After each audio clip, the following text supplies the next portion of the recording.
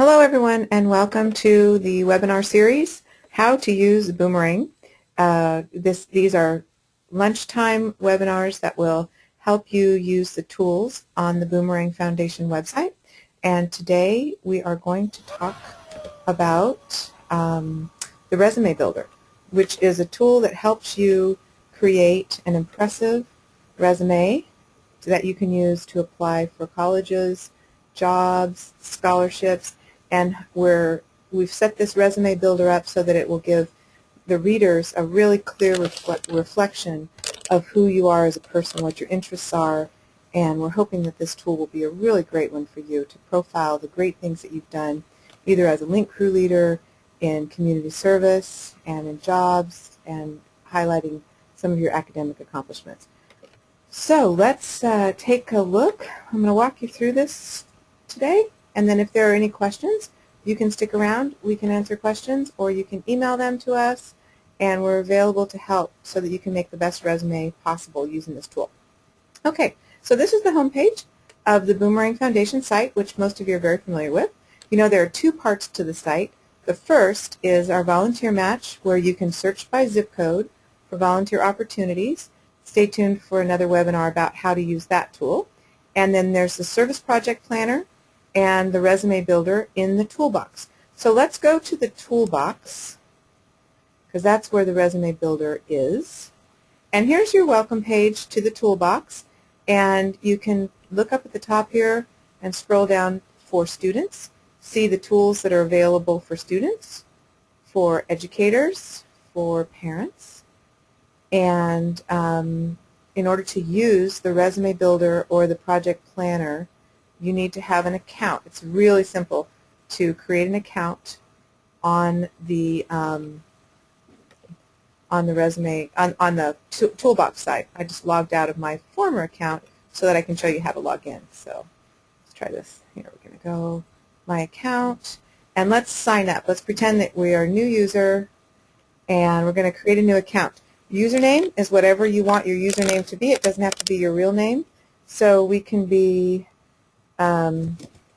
Jimmy, and the email address can be jimmy@boomerangfoundation.org, and a password. This is a very simple login. Take you just a second. And then the piece of information that we want to keep track of is what kind of a user you are. And so Jimmy is a student, so we'll click that. And here's the first name, and the last name is optional. So let's say his first name is James, okay? And you don't have to use the last name, but if you want to, let's make it Wilson. And so that's how quick it is to create an account. Once you create an account on the toolbox, then you can use the Resume Builder and the Project Planner as many times as you want. There are no charges for these tools. We want to just make sure that they work for you and that you can use them in all of your efforts to make the world a better place. So we can get into the Resume Builder either here, like here, or we can go to the top, scroll down like I showed you before. So here's the introduction page with the instructions for the Resume Builder. These are 4 questions that we've gotten from students. And why do I need a resume? And you click there, and it'll show the answer to that question. And we always like to quote Steve Schwartz, who's a college admissions counselor, saying that resumes are not just for jobs and internships anymore. You actually need one for college applications. It's very common nowadays that college applications are going to ask you for a resume. And so you might ask, what should I put on my resume? What does that mean when someone says, send me your resume? And so it's a profile. It's a profile of you. And by using this resume tool that helps you build a resume and looking at the instructions and all of the rationale we have here behind what you're going to put on your resume, you will be very skilled after going through this process of building a resume, writing your resume, editing your resume for different audiences, all that. So let's go and let's look at what a completed resume looks like, one that was built on this using this builder. So there's a check out a 2-page resume or a 1-page resume. Depending on how much information you have, it can be either 1 or 2 pages. We don't recommend that your resume exceed 2 pages. You've got to be able to keep everything on 2 pages. So when you click on that, you'll get an example of Jesse's resume, and this is what yours will look like when you use the tool correctly. So you see how the name is centered and the address, phone number, that contact information at the top. Then the next section right here is your personal profile. Your objective or your personal statement is a 1 to 2 page, one to 2 page, 1 or 2 sentences about yourself and what you're looking for. And on the resume building tool, we give you a lot of hints and a lot of background about how to write a really concise objective. And then your areas of interest and expertise are snapshots about you that the resume reader will want to know. So the tool helps you really profile your personal objective and your areas of interest or expertise for the resume reader, and that's a great skill to have in laying that out. Then you're going to go through your work, volunteer experience, your education history, and the tool has all these places you can fill all this in so it'll look really nice when you print it out like this. And then your awards, your achievements, your activities, travel. You can add travel in there, places you've been, things you've learned, and your references. We recommend that you check with people before you put them on your resume as a reference. Make sure that teachers, former employers, neighbors, people that you volunteered for know enough about you and have a really good grasp of who you are that they're going to give you a positive reference. And before you put them on your resume, make sure that you let them know that they may be contacted and also how they want to be contacted, whether they want their phone number or an email on there. So that's a quick snapshot of what your completed resume will look like.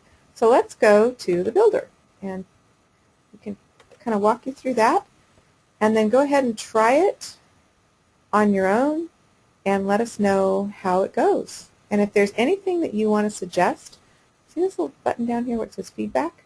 You can send us a message to say, you know, I suggest this, or this didn't work for me, because we're in beta right now and we really need your feedback on making sure that these tools really work well for everybody. So we appreciate your time in helping us make this the best it can be. Okay, so let's look here. Here's the contact information. You recognize that from Jesse's resume. So your full name, you know that will be centered, address, phone number, email address. So you see these little prompts here where it says, hey, help me out here. If there's something you don't know how to fill it out, we will show you how or give you suggestions. Look at your email. Our suggestion here is be sure your email address is appropriate. If your current email address is partyanimal@hotwebsite.com, you may want to consider changing that before putting it on a professional resume. So think about things like that. The phone number that you put, make sure that the outgoing message is appropriate for the audience of the people that you're going to be sending your resume to. Your date of birth and your Facebook, Twitter account, LinkedIn account are all optional. We've made Facebook obviously optional because there may be things on your Facebook page you want to clean up before you put that on your resume, and you might want to leave it off. Your personal profile, I showed you that earlier about your objective. That's where you write that personal statement, that objective. Now, I'll show you, when you do fill this out, make sure you read this all first. This is all really great tools and prompts that help you figure out how to write that. Writing a good personal statement or personal objective is such an incredible skill, and it'll help you on your resume, but it'll help you in other areas of your life too, to very quickly and concisely state who you are and what you're looking for. So check this out. You have areas of expertise. You saw on Jesse's resume that there were, I think, about 4, but you only see 2 fields here. Here's what you do for that. Add another item. and another field will pop up. So if you put in the first one areas of expertise in mathematics and accounting, hiking, and then the other one is mentoring and leadership. So you might want to add as many as you think are appropriate. Don't put too many. I think 4 or 5 is about a good number for that. Okay, now let's keep going. Now here's your education history we saw on Jesse's resume, and we're using reverse chronological order. The protocol for most resumes, what people expect, how they want to see your education and your work history laid out, is by looking at your most recent experience first. So in this case, for education history, you will put the school you are currently attending or the school you most recently attended first, and then you work backwards in time. Okay, so that's your education, and you can add schools. Always right here, there's an add another item. If you're putting in your course highlights for your school, and you want to add, if you have 3 you want to add, you can click there, and then this will show you how to list your schools in reverse chronological order and some suggestions about how to put the course highlights. And you can notice that it's an option to put your grades in. If you're going to put your grade in for one class, put it in for all of them or leave the grades out. That's up to you. So, moving along, awards and achievements. Again, reverse chronological order, and bullet points about your awards and achievements. You can add bullet points if you need more. Work experience, again, reverse chronological order, and then there's your volunteer experience. And what we'd like you to think about, especially when you're doing your project plans and when you're filling out your volunteer match profile for your volunteer experience, thinking about the things that you learned from that volunteering. And that's your volunteer bullet points. You can write in here some of the skills that you developed through volunteering. And you'll find all over the website a list of suggestions of kinds of skills, like working with other people, public speaking, working in an office, learning and meeting different kinds of people. You want to put those kinds of skills that you built by volunteering. Extracurricular activities and travel. When you put your resume and you highlight places you've been and the things that you learned through those travels, it's always a really good reflection, giving someone a snapshot of who you are as a person. If you haven't traveled and you haven't had activities, that's okay. If you leave it blank, it'll just skip along to your references. Again, references on a resume are optional. Make sure that you're choosing people who have a really good sense of who you are and will give people an accurate representation of what you would be like as an employer, as an employee, or as a student at their school. And again, here you go, you can add another item.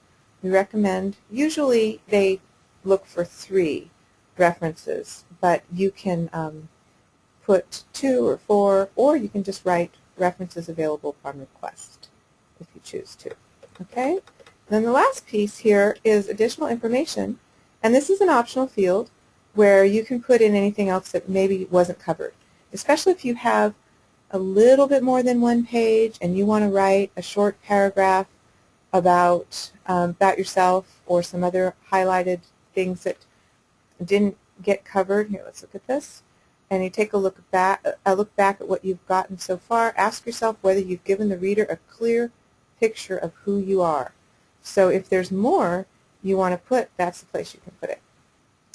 And then before you save it, preview it. You can click preview and then of course check your spelling, and then you can save it. And after you save it, you can click it to make a PDF version, which will land probably on your desktop or in your documents. So that is a snapshot of the Resume Builder. We are so glad that you joined us, and please feel free to email us, boomerangfoundation@gmail.com, and send us feedback about this tool, and thank you for helping us make it the best it can be for other students. Okay, we'll see you soon. Bye.